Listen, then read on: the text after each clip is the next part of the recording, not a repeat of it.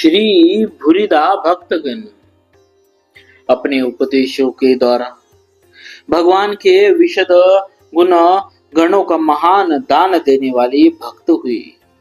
श्री बोहित जी, राम गोपाल जी, कुंवर वर जी, गोविंद जी, मांडिल जी, छीत स्वामी जी, यशवंत जी, गदाधर जी, अनंतानंद जी, श्री हरिनाभ मिश्र जी, दीनदास जी, बच्च पाल जी, कन्हर जी, गोसु जी, रामदास जी, नारद जी, श्याम जी, हरि नारायण जी, कृष्ण जीवन जी, जन भगवान जी, श्यामदास जी और बिहारी दास जी, ये भगवत सुयश के गायक परम मधुर प्रेम रूपी अमृत के दाता हुए। भगवत यश का गान करने वाले इन भक्तों में कुछ का चरित्र इस प्रकार है। श्री बोहित जी, भक्तराज श्री बोहित जी सांसारिक प्राणियों को भगवत भक्ति का दान देने वाले थे। आप अपने आश्रम में निवास करते हुए सदा भगवान के गुणों का गान किया करते थे। प्रेमी भक्त सुनकर कृतार्थ होते। इस प्रकार ये भवसागर से पार कराने वाले बोहित जहाज ही थे। आश्रम के निकट एक भूत का निवास था। वह भी दूर से कथा श्रवण करता। एक बार चांदनी रात में आश्रम के समीप बहुत से ग्रामीण बालक खेल रहे थे। भूत भी आकर उनके साथ खेलने लगा। आपने सभी बालकों को आज्ञा दी कि अब खेल बंद करके यहाँ मेरे पास आकर नाम संकीर्तन करो। आज्ञा पाकर सभी बालक आपके समीप आ गए, परंतु एक दूर ही खड़ा रहा। श्री बोहित जी ने बुलाने पर भी नहीं आया। तब आपने बालकों को आज्ञा दी कि इसे पकड़ कर लाओ। बालक पकड़ने गए, वह पकड़ में आता ही नहीं। कई बालकों के मिलकर पकड़ने पर भी वह छूट जाता, अलग खड़ा दिखाई पड़ता। अंत में आपने आज्ञा दी कि इसकी चोटी पकड़ लो, फिर नहीं छूट सकेगा। ऐसा ही हुआ। समीप आने पर आपने उससे पूछा कि बता तू कौन है।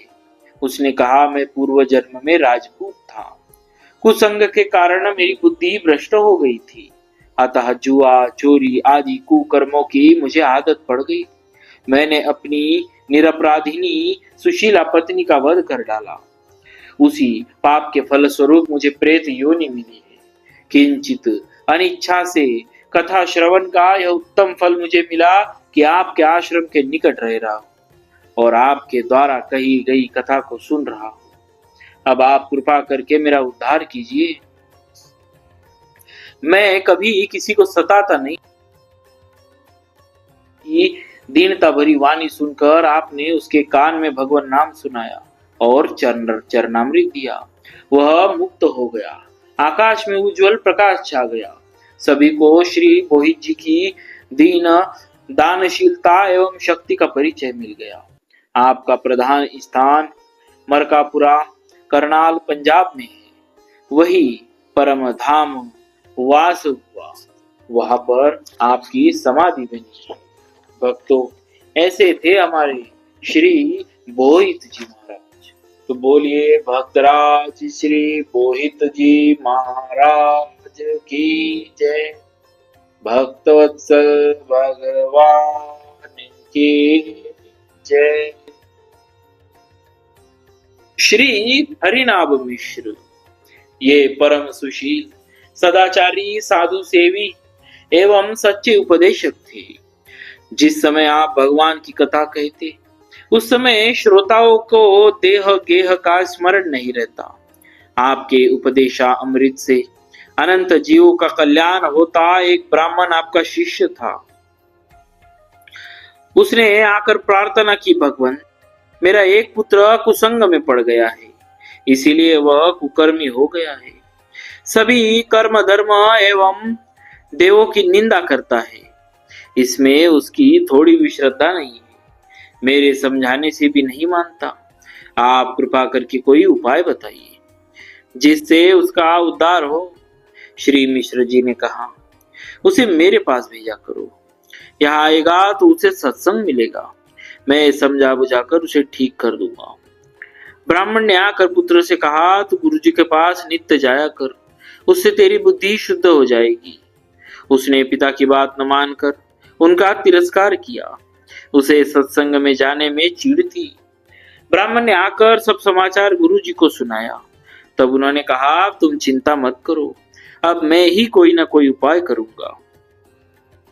संयोगवश एक दिन जब उस ब्राह्मण का पुत्र इनके आश्रम के समीप होकर निकला तो इन्होंने थोड़ा सा जल उसके ऊपर डाल दिया। कृपा पूर्ण जल का स्पर्श पाते ही उसके पाप नष्ट हो गए, उसके विचार बदल गए, बुद्धि निर्मल हो गई। अतः नित्य सत्संग में आने लगा। धीरे धीरे श्री मिश्र जी की रसमयी कथा को सुनने की आदत पड़ गई। अब तो वह कुसंग और दुराचार से बहुत दूर रहने लगा। अब कथा सत्संग के बिना उससे रहा नहीं जाता। वह विष्णु भगवान का अनन्य उपासक बन गया। भक्तों, ऐसी महिमा थी हमारे भक्तराज श्री हरिनाभ मिश्र जी की। बोलिए भक्तराज श्री हरिनाभ मिश्र जी महाराज की जय। भक्तवत्सल भगवान की जय।